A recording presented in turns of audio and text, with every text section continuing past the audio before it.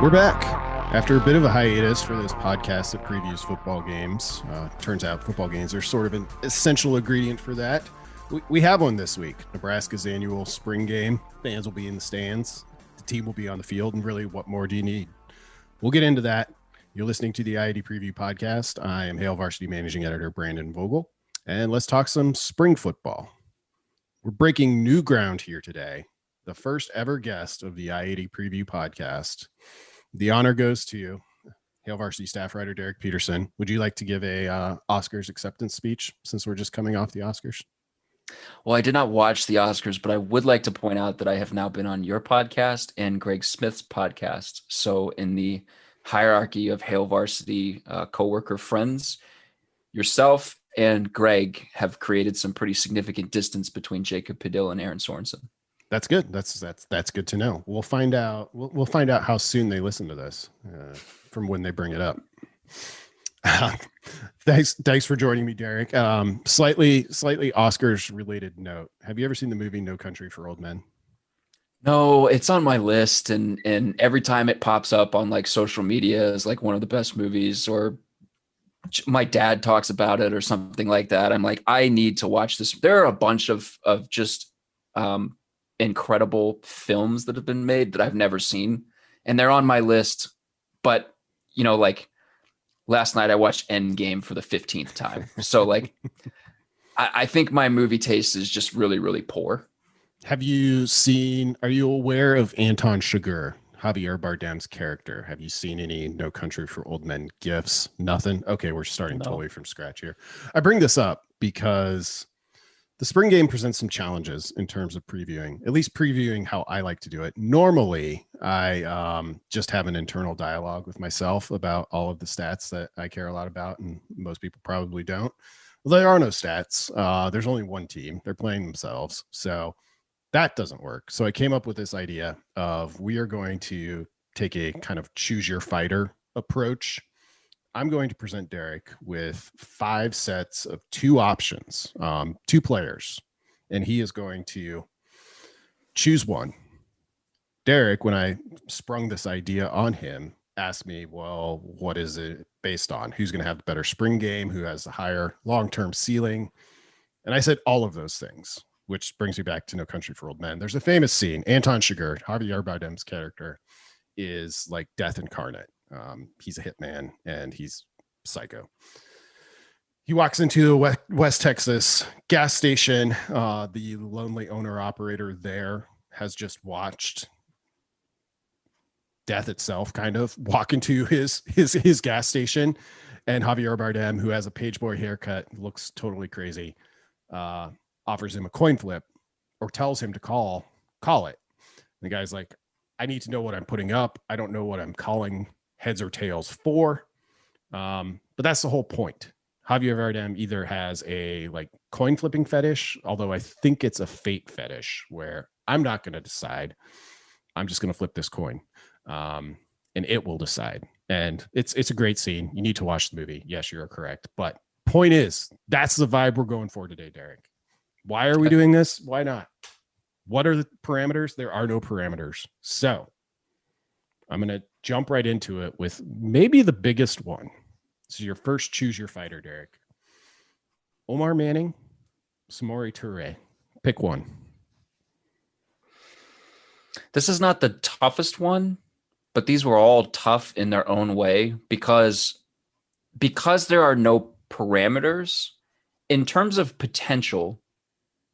Like I saw firsthand how freaking awesome Omar Manning can be when he's on the field, when he's healthy, when they're throwing it at him. Granted, there was half the time there wasn't a defense in front of him, but still. So like if we get to see a healthy Omar Manning for 12 games, I'm very, very interested in what that looks like on an actual field, because this dude was the top JUCO wide receiver in the class of 2020 for a reason. That being said, when he's going up against Samori Toure, it's hard to pick potential over actual production regardless of I don't think either of them will play a ton in the spring game. So for me, more it's like who's going to have the better season, who's going to be more reliable, who has more potential, things like that. Like Toure was a first team All-American at the FCS level. And I don't think that should just be written off because, he was an FCS player. They play good football. Yeah. He had 303 receiving yards in a playoff game. Took a Randy Moss record in a playoff game. So he's done it at a big level, at a high level that Nebraska has not been on. He had 87 catches for almost 1,500 yards as a junior.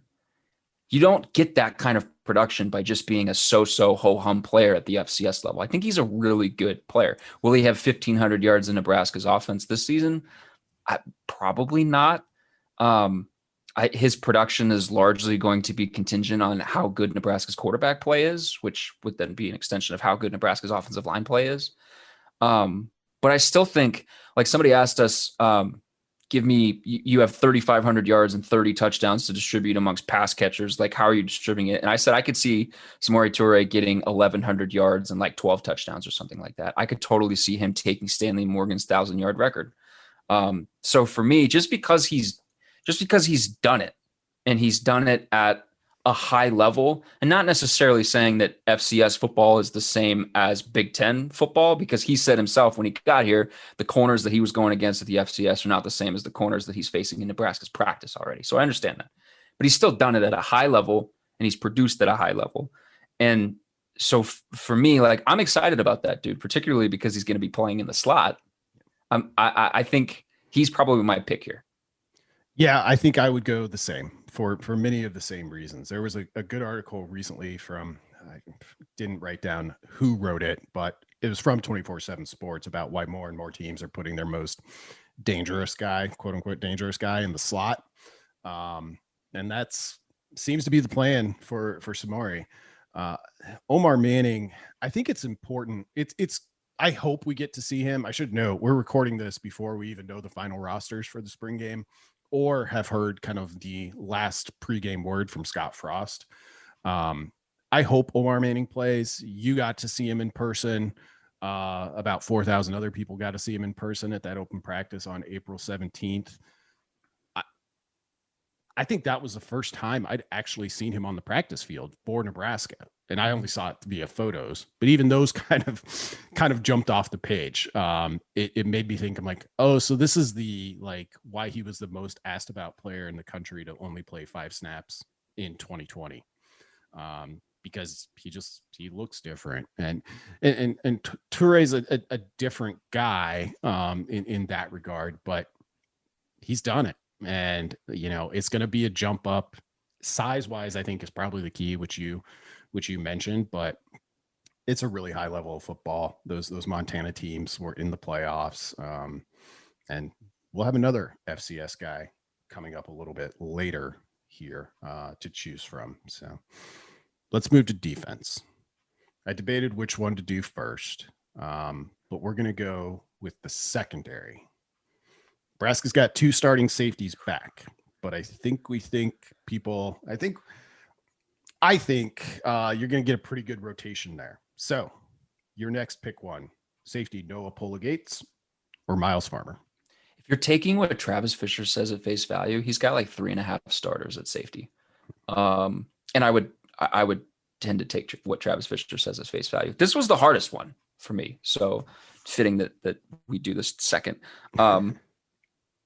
I don't know, because I'm very intrigued by Noa Pola-Gates. He's a smaller dude, but I've seen him hit some people pretty seriously.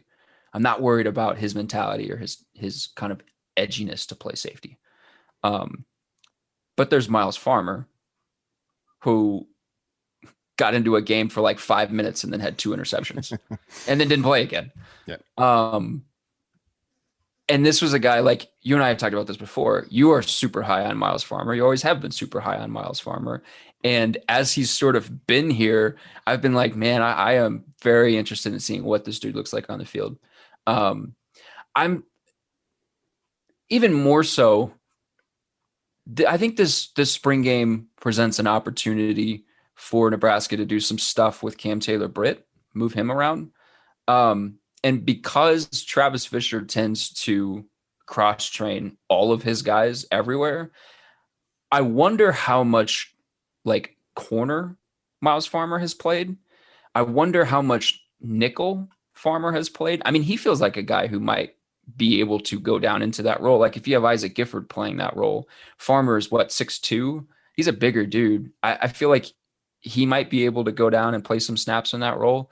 Um, they've just got a lot of guys who provide them with a lot of versatility and flexibility in the secondary to move pieces around. And I think because of Farmer's size relative to Pola-Gates, he gives you just maybe like 1%, 1 or 2% more flexibility to move him around. And I think when you've got like two guys at safety in Dismuke and Williams, who, if they're healthy, they're going to be on the field a ton. I think Farmer being able to move around sort of gives him maybe a little bit more opportunity come the season. But if we're talking about just like this spring game, who am I most interested in? It might be Noa Pola-Gates, because we've already seen some of Farmer. We haven't seen much of Pola-Gates. But if the question is like, who's going to have the better season or who has the higher ceiling or things like that, it might be Farmer. I don't know. This one's tough. This one feels like just such a toss up for me. It's a coin flip, to go back to your initial analogy. Well done. Yeah, we haven't seen enough of either guy. If I have to pick one, I'm sticking with Farmer. I've been on him since he signed. In fact, I think I am shocked for the Northwestern preview, this podcast last fall. I think he was one of my three guys to watch because, well, it was apparent he was going to play at that point because of suspensions elsewhere for Nebraska, half suspensions. So I got something right one time at least, but I think you're right. The thing that intrigues me about Gates is most of his contribution has been on special teams so far. And I think you're right. He's a little bit more of a prototypical safety. Well, I shouldn't say he's more of a prototype. He's not quite as versatile as Farmer looks right now. So I like that kind of grind it mentality that you have to play as much as he has on special teams.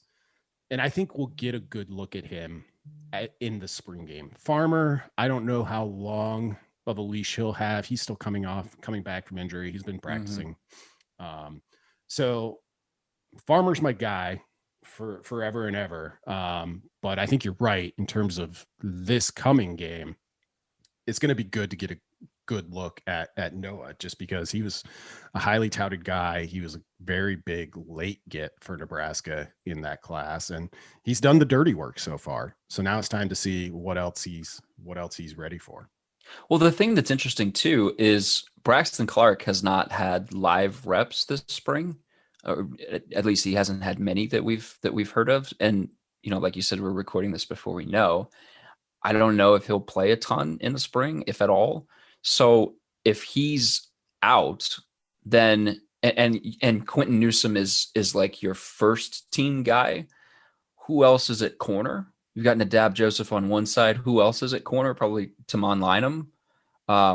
But there might be an opportunity for one of those guys to slide down a corner and play there. I don't know. We'll see. Maybe. Yeah, the uncertainty around Clark is why we do not have a Clark Newsome pick one among our selection, because I'm just not quite sure how far along he is. But that's another really interesting one, I think. Full health, who would you choose there? Clark, I think, but it seems like Newsome has certainly he's made the most of kind of having a little bit of runway here this spring, based on what the coaches are saying about him. So is that your impression? Yeah, I'd kind of be right in that same spot. Yeah. Number 3 on the list. We got to do it. I tried to avoid it, but we got to do it. Quarterback. Got Henrik Harburg and Logan Smothers. But first, we're going to break for halftime, because that's a thing we do on this show. Hope you enjoyed the halftime festivities. Derek, we left off at quarterback. I know you've had some thoughts in the past. I'm sure you still have thoughts. I hope so. Otherwise, this is going to be a bad segment. Have those changed? Pick one, Harburg or Smothers. I have no thoughts. My brain is actually the scene in SpongeBob where everybody's running around with filing cabinets on fire. We threw out his name. Every season of SpongeBob got added to Paramount Plus, and so my wife and I have sort of been reliving childhood years through that. Did not realize that show aired in 1999, so I was quite young when it first came out. I will never come on this podcast again now, as I've brought up Marvel and SpongeBob. Quarterback, I lean towards Heinrich as the number 2 guy, because I think they're on equal footing in terms of experience. I understand Logan was here for an entire year. It was a weird year. He didn't have a traditional kind of practice schedule throughout his first year. He didn't play in a game. Heinrich comes in, and I thought Heinrich was really hurt by COVID throughout the recruitment process. I think he would have been a little bit bigger if COVID hadn't been a thing. I don't think it would have been as easy for Nebraska to get him. I know several other people were very, very interested in him at the Power 5 level. He showed up, and all reports have suggested that he surprised them with just how clean he throws the football, the mechanics with which he throws the football. And, Greg Smith and I were there for that open practice. And one of the things that Greg pointed out was just he throws with really nice anticipation that sometimes you don't really expect to see from a first-year player. And he'll throw a ball where the window's not open until it's halfway to its target. And you're like, oh, well, he got pretty good vision.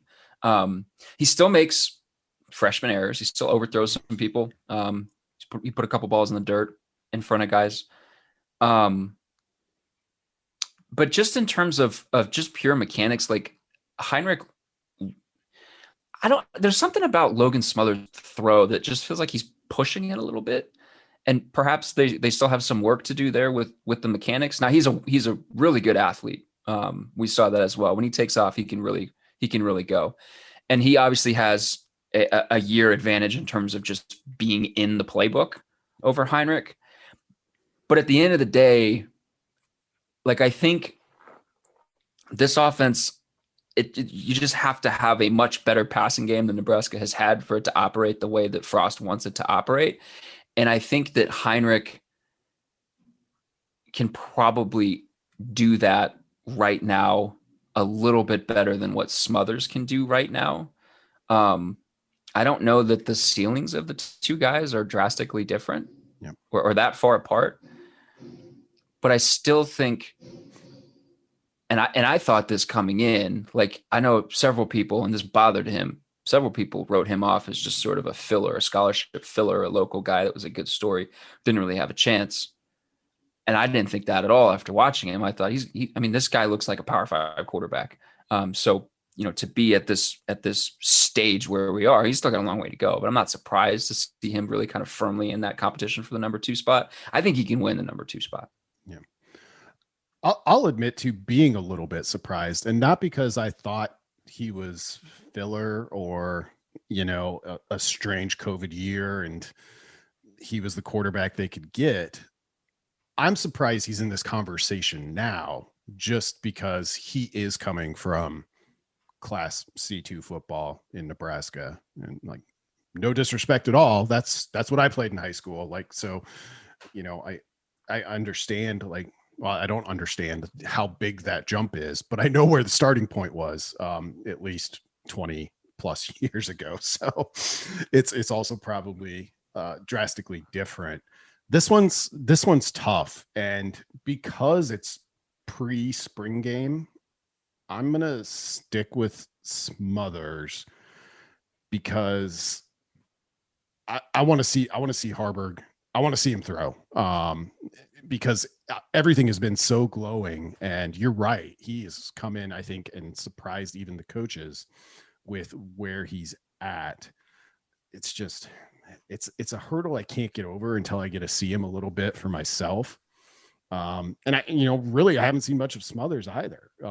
So it's mostly an experience play on my part, because everything about him, and there wasn't a ton, he didn't come up often, it was just a strange year, but was pretty glowing as well. So I could see it'll be really interesting to see how we come out of this spring game, because I could see Logan Smothers having some like Luke McCaffrey like plays. Just the athleticism that he has. What's that? Oh God. Yeah, careful what you wish for. But I could also see the same thing with Harvard. Like if what the coaches are saying, plays out on Saturday, and a lot of things could impact that.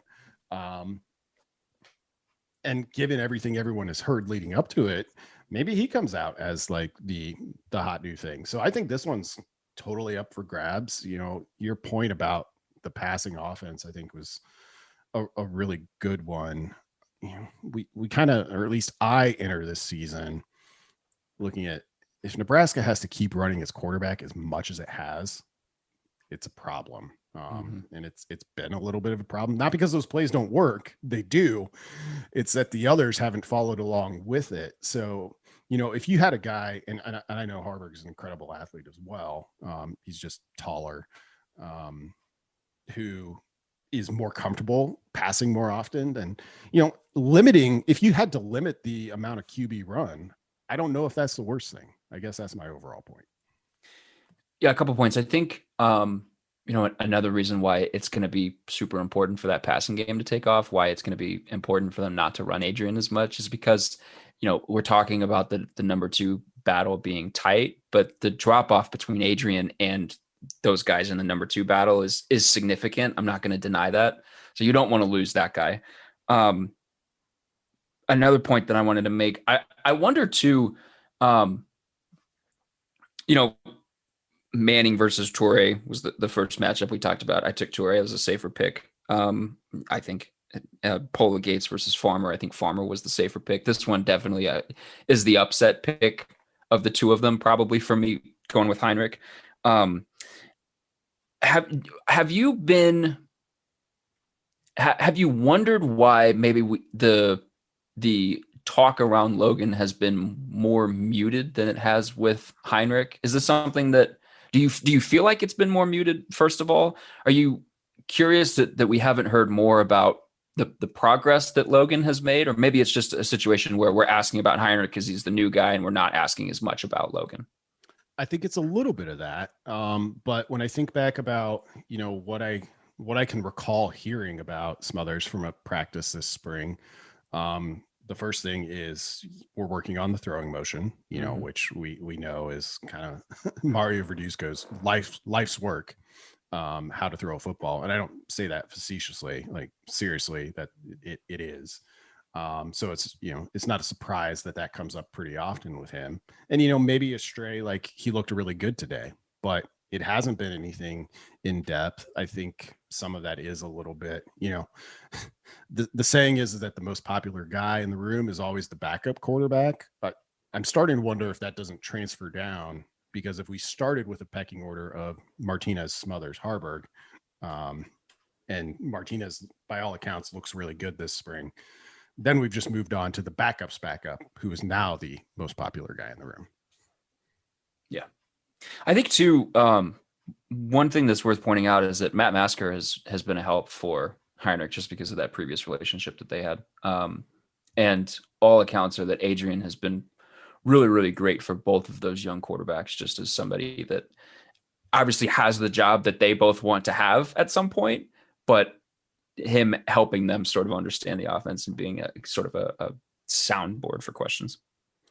If Nebraska had to play a real game tomorrow and Adrian Martinez wasn't available for whatever reason, how much does Masker factor into that discussion? Because I know there are some people who think he'd be the first choice. And I mean, I know there's a long way to go before the fall, I know, but just another guy that you don't hear much about. That one you can probably chalk up to he's just not a scholarship guy. Yeah, it wouldn't surprise me if he was the first choice if they had to play tomorrow, just because when Verduzco talks about him, he talks about a guy with a big arm who is a tough Nebraska kid. I will use nice terminology that Verduzco doesn't necessarily use, PG terminology, and talks about just the control he has of the offense. So yeah, it'd probably be Masker. Let's flip back to defense. This is one of my favorite ones, but we're going to talk about inside linebacker. Pick one: Nick Henrich or Chris Kolarevich. I hope I said his last name right. We're doing this so early, I haven't even seen the pronunciation guide for this game. Yeah, I'm going to switch up my methodology with this one and go with Nick. By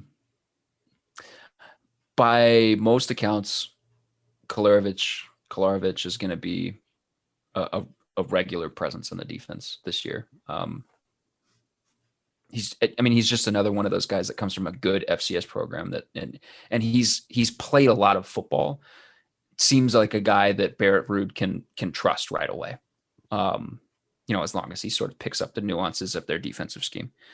That being said, Henrich was a 4-star guy and a top player in the state. He said something interesting, that he learned the defense better playing outside linebacker. And that sort of move to the outside really helped him sort of solidify his understanding of what he was supposed to do. He's been too hurt through his first 2 years. We haven't really gotten to see like what exactly is Nick Henrich. If he's completely healthy, I'm going to pick Henrich because I want to know what he is. And I think like the pathway for him to significant playing time this season is probably pretty tough. There's probably a few roadblocks in the way. We don't know how much Will Honus is going to play in the spring game. So Nick might get an extended look in the spring game. Probably will get an extended look in the spring game. But when we're talking about the fall, you've got Honus, if he's healthy. You've got Kolarevich, who will probably play a ton just because, you don't add like a one and done guy like that, potentially one and done guy like that if he's going to sit on the bench. And then Luke Reimer, who's super athletic. So Henrich like could potentially be sort of an odd man out. Which I don't think he will be, but I kind of just want to know like what is he, because they bounced him outside linebacker because there just wasn't a ton of snaps to be had at inside linebacker when Colin Miller was in the picture. And now he's back at inside linebacker and Chris Kolarevich is in the picture now. And so if he's going to stick it out at inside linebacker, I feel like that probably has to happen this season because they've also recruited guys on the outside that they really like. And so I think he's plenty talented enough to find a regular role at inside linebacker. And if Barrett Ruud wants to rotate 4 guys in those 2 spots throughout the season, I think he will absolutely do that if he feels comfortable with the 4 that he has. And so if Nick is fully healthy, I'm curious kind of what help playing outside linebacker can provide him as he moves back inside, and what kind of help, learning from a guy like Kolarevich this spring or learning from Honus can have on his game. I think this is a low-key big offseason for him. I would agree. Nebraska's inside linebacker spot with both of these guys in the mix. And, if you had to pencil out a depth chart today, you probably just say Honus and Reimer and forget it. And those guys have definitely earned, the benefit of the doubt here. But I think you've got 2 guys behind them that like I'm super high on both of them. I will take Kolarevich here. For a lot of the reasons you mentioned. It comes from a great FCS program. They obviously saw something in him. It's a program this coaching staff is familiar with. Verduzco was there. Shenander was there. Frost was there for a little bit before he rocketed up the assistant coaching charts. But the thing he's also, I think he's freaky athletic. Like it's, seeing some of his testing numbers, both here, but also seeing, because when he opted, FCS didn't play in the fall, so he didn't have much of a choice. He could have played this spring, but, he was getting some like low level, like he's at least on the deep draft lists. And if you're thinking, oh, this is an FCS guy who like got by on guts and try hard, like, no, I think he's a really, really good and athletic and physical player. I see a lot of the same things with Henrich. And, if we put parameters on it of whose ceiling is potentially higher, you'd probably take the one who has more years still to play. But it's a big spring for Nick. It's kind of strange to think, well, he missed that first spring, even though he enrolled early, and then there was no spring for anyone last year. And he's still like 27 tackles last year, played really well. The outside linebacker thing's interesting. You know, I guess you're probably asked to do a few more things out there. You just got to be a little bit more situationally aware of where teams are lining up and who you're matching up with. You know, a lot of inside linebacker. I'm not saying this is all of it, of course, but is filling a gap and really standing up against the run. So Nebraska's got kind of I think, again, with these two, we got to see, which we'll get a start at the spring game. But I don't remember how long it's been since Nebraska's had a true like inside linebacker who was in contention even for like first team All Big Ten. It wouldn't surprise me if one of these guys got there, and I don't know which one of the four it is. And that's saying a lot, because the Big Ten is like a deep linebacker league. You just look at it and there's so many. You look at the All Big Ten teams, which I've been doing a lot lately, has been preparing for the yearbook and opponent previews. And there's always so much talent there. Like, it seems like every team has 100 tackle guy, not last year, but typically. Well, I mean, Pat Fitzgerald's son, his pride and joy, Patty Fisher, is gone. So the spot on the first team is opened up for an inside linebacker. And to your point about athleticism, like Henrich has to have athleticism to go kick outside. Kolarevic played outside linebacker for Northern Iowa. He made a point to bring that up. He's like, yeah, I played inside and outside for them. You got to be athletic to be able to do that, even at the FCS level, because you're going out and you're covering guys and route concepts. And the other thing too with both of these guys is like, this is potentially a super deep room, because you've got the Wyndon kid coming in from Hawaii. You've got Randolph Kapai, who I really like. You've got Seth Malcolm. Garrett Snodgrass still kind of puttering around. Jackson Hanna's in there as well. I think, you know, and this is why, you know, Kolarevic pick is completely fine.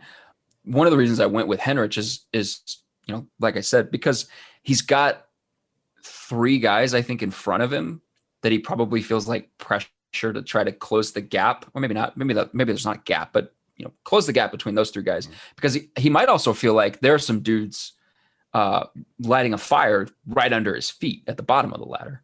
So, yeah, that's a really good point. It's what Nebraska wouldn't give for that sort of depth at outside linebacker, but I guess that's a separate topic for a separate podcast. All right, let's wrap up. We'll go back to offense, because everybody loves points. But this one will be interesting. I'm not even sure where to slot this, other than, well, they're running backs, literally. But two kind of stars of the spring might be maybe a little strong, but guys that gotten talked about a lot. I'm talking about walk-on, who I know the coaches basically don't consider a walk-on, in Yaquez Yant, and true freshman Gabe Irvin Jr. Irvin Jr. has missed some time in the weeks leading up to this. Who are you taking in that battle? Yeah, this is like the competition for the Wyatt Mazur Brody Belt Spring of the Year award at Nebraska. Why is it always at Nebraska that, for whatever reason, the running backs are out and there's one guy that gets brought up all the time? Because literally he's like one of three guys who can carry the football. It's incredible. Like, Ryan Held was so happy when we first spoke to him at the start of spring. He was like, I have all of my guys here. This is great. And then a week goes by and he suddenly has like two guys. And I mean, this is part of the thing.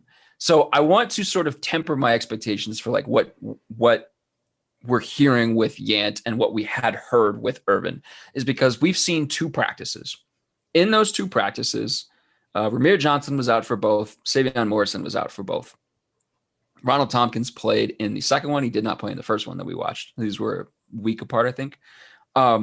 Gabe Irvin played in the first one. He did not play in the second one. Marquise Stepp is obviously out.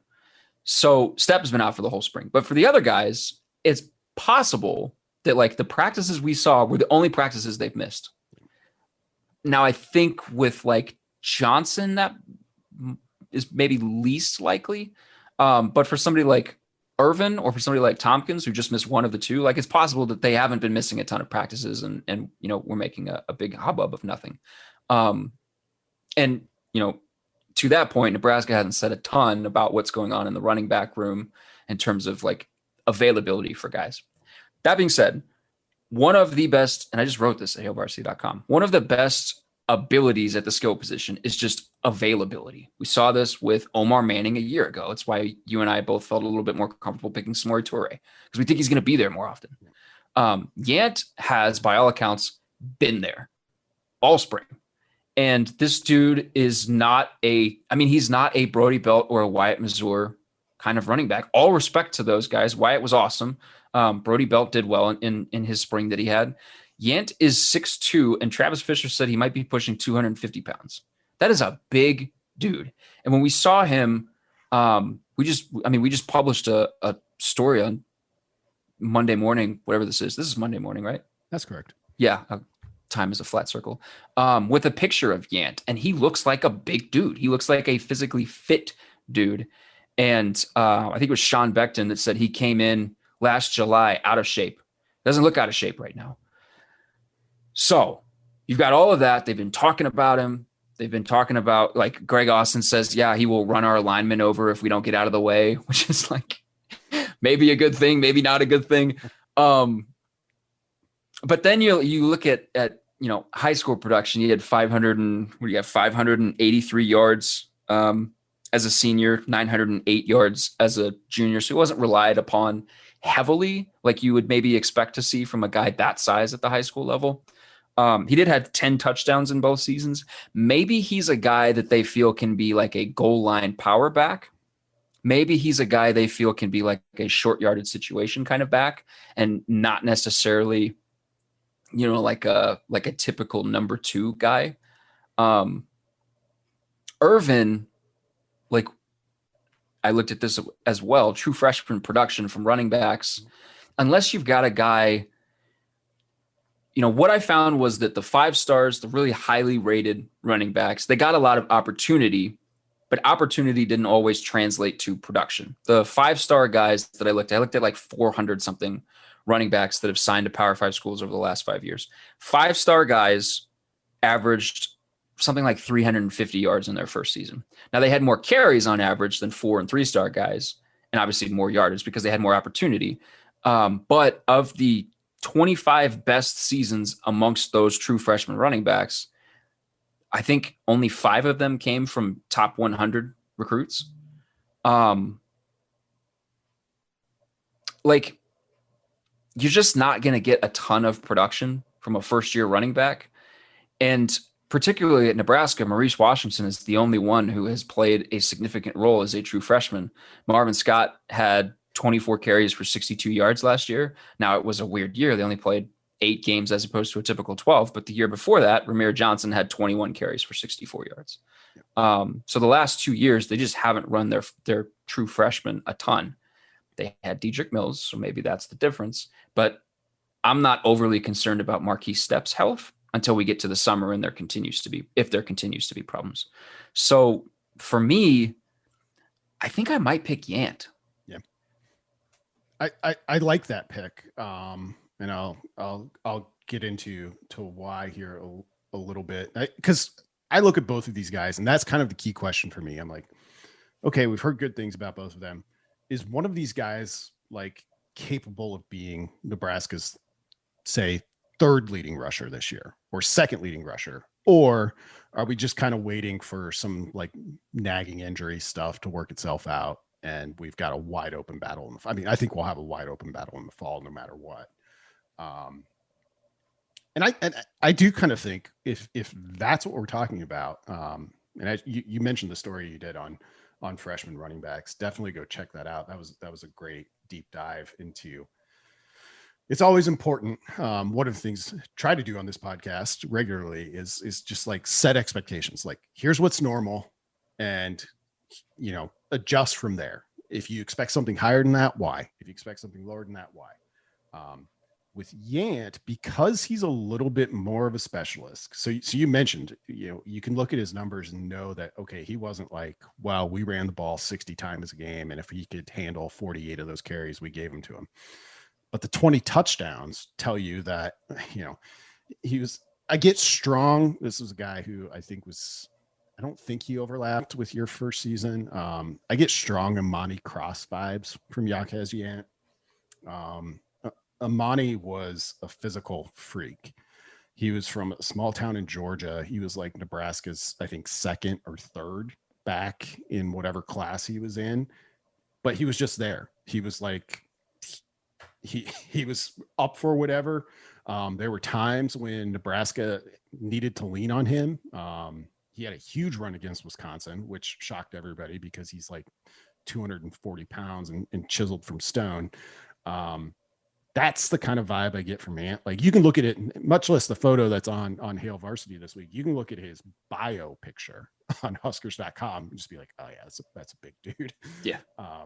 And you've got the connection with, he came from Travis Fisher's high school. Like, clearly this was, I think, hey, we're going to take a shot on this guy because we think there might be something there. Ultimately, my pick would be Irvin, which is probably the more expected one. I mean, he's the 4-star running back. He played at Buford in Georgia, which this was within the last 2 or 3 years. So maybe Gabe Irvin was even there. I was in the Atlanta airport getting ready to fly on a Friday to wherever Nebraska was playing that week. I don't remember. And the Buford high school football team like goes strolling by, like 60 guys all in their warm-ups, and I couldn't see the front of them. I was like, who is this? Because they look like an FCS team. It's a really high level of football. Like, we know that about Georgia, but Buford in particular has like steadily been going up in class size. So I think I think Irvin, in fact, won a state title at 4A, which is the third biggest, and then won it again at 5A last year. His numbers, first team All-State in Georgia's no joke. So is he going to be Nebraska's primary ball carrier in 2021? No, I don't think so. I think that's a little bit of spring talk, but I wouldn't be surprised if he's very good. And it's been a little bit since Nebraska's truly hit on a running back. Like, I always seem to like the talent in that room. But since Amir Abdullah, it's hard to be like, oh yeah, that was a clear win.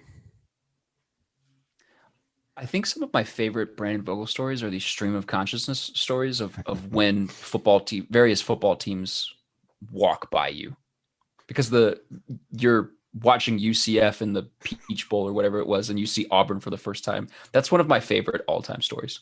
Just the reactions that you have and what goes through your head. It usually spurs a lot. I'm usually somewhere one of the gears in my brain is always turning on football. So when I'm presented with like, hey, here's some football dudes, what do you think about that? Kind of, it's hard not to have some sort of reaction. But yeah, Auburn looked really impressive in pregame warmups in that Peach Bowl. UCF won that game, didn't they? And then UCF beat them. Yeah. Okay. Yeah. This entire spring for me, with regards to running back, has been an exercise in managing expectations, because how much do I want to believe like what is being said about Yant will translate, and Irvin too. They talked about Irvin a ton before, we had that practice and he wasn't out there. How much of the talk will translate to opportunity in the fall, because that's ultimately what it's about. At the same time, my brain is like, okay, well, I mean, they can only talk about who's available to them. So like if a guy isn't practicing, they're not going to talk about him. So I, and that's just so hard because we get such small windows into what's happening. So, like I think that this spring game will be super interesting in sort of setting the field for the running back competition. Who's going to play? If all of the guys are available minus Step, and Yant still plays a big role, I think that signals something for the fall. If all of the guys are available and Irvin plays a big role and produces, I think that signals something as to where he stands in the room. If there are a few guys out, like let's say like Savion Morrison is out and like Ramir Johnson is still out, and then like one of Ronald Tompkins and Marvin Scott is limited, then I think, we kind of have to kick the can down the road a little bit as to, deciding in our brains what's real and what's just spring ball fodder. Interesting. I was not expecting you to go with Gabe Ervin. Interesting. So I looked at 442 players, 62% of them had less than 100 yards rushing in their first year. But like the correlation between the best seasons and highly rated prospects was very, very weak. So could Gabe Ervin come in here and have 1,000-yard AJ Dillon-like season? That would be so cool for Nebraska if that happened. They need something nice to happen. It really would. It would be good to like hit a clear, no doubter bat flip home run with one of these recruits. Nebraska's had some good ones and has had some success and some guys that I'm really high on, but somebody like that where it's like 8 months ago, like we knew the guy's name and we watched his huddle highlights and that's about it. And now here he is. He looks like one of the best players in the Big Ten. It's been a little bit since Nebraska's had one of those. And the thing with Irvin too, he's 6'1", 190. I mean, he's not a small guy. Ronald Tompkins and Ramir Johnson, I believe, are both under 6 foot. Yep, they are 5'11", 5'10". Scott's 5'9". Looks more like a bowling ball than sort of a every down kind of back. Like Irvin's not a small guy. So if we're talking about Yant, sort of his physical stature, Irvin has a little bit of that to his game too. Yeah, I think he does. And, I think one thing that interests me about this spring game with the recruiting setup for it. So recruits can come, but that's like it. They can't talk to the coaches. They got to buy a ticket like everybody else. Can't tour the facilities. Like, does that does that incentivize Nebraska to like hold a little bit less back if you're trying to impress, 8 guys in the stands with what this offense can do? There's no obvious answer to that, but just something I'm wondering about as we get ready for the spring game. Oh, that's absolutely my biggest question. How cagey are they going to be with their offense? Yeah. Yep. Because it's going to be televised, and we know from coaches all across the country, like, major hesitation about putting that stuff on film, which I obviously, by the tone of my voice, don't buy. I do have one more pick one that I didn't ask you to prepare for. It's the most important one. Red or white? I really thought you were going to go with Red Hot Dog or Val's Pizza. Red pants. All red. They should do that for the spring game anyway. Yep. Yeah, I've gone back and forth with this one. For a large portion of my life, my high school was red. That's probably part of it. I'm also from Nebraska. I considered myself a red person. But if we're talking about just the football uniforms, I think I like the whites better. Particularly all white, which I know gets you in trouble here quickly, but all white is a clean look. It needs to be red, and white. I don't know if I'd go all red all the time, but I would like to see it come out occasionally. I believe the last time, well, I shouldn't say that. It definitely happened in 1986 against Oklahoma. Nebraska got beat, and I don't recall seeing it since then. We've obviously seen the all whites at various points. I am very matchy across the board, though. This is not just specific to Nebraska football. Like, I want you to wear the same color top as same color pants. So, like, the Oklahoma City Thunder, for a stretch there, would wear, like, blue uniforms with, instead of blue accessories, they would wear orange accessories, and it would always bother my kind of OCD level brain. You're a monochrome guy. Yep. Big time. I can dig it. Well, Derek, thanks for being the first ever guest on the IAD Preview podcast. I think we'll wrap it here. Gave you a good about an hour. So that should get you from Omaha to Lincoln or from anywhere else. You may be coming to you for the spring game. It'll just be nice to have football back. Be sure to check out Hail Varsity hurrdat.com, of course, first and foremost. I know we'll have spring game coverage all throughout the week. I mentioned Greg Smith, our recruiting analyst. He already has a list up of expected visitors. And that'll be updated throughout the week. Derek's working on a series of some of the biggest storylines going into the game. We're hard at work on the May issue and the yearbook, which comes out in June. So subscribe now, get all of the premium content online, get those 2 magazines. They're going to be good ones. And then, of course, the ever-growing podcast network. Got some long-range plans in the works for that. But right now, after you get done with this, you can go back and listen to all of Derek's podcast, the Varsity Club podcast, the OG Hail Varsity podcast original. We've had Hail Varsity Radio for a long time. But yeah, check out Greg with Mind Your Own, Jacob Padilla, the Nebraska Preps podcast, and then Aaron and Sasha, of course, with Mind Your Own podcast. So plenty to listen to in the lead up to the spring game. Derek, thanks a lot for joining. Longtime listener, honored to finally be on. Thank you. A Hurrdat Media Production.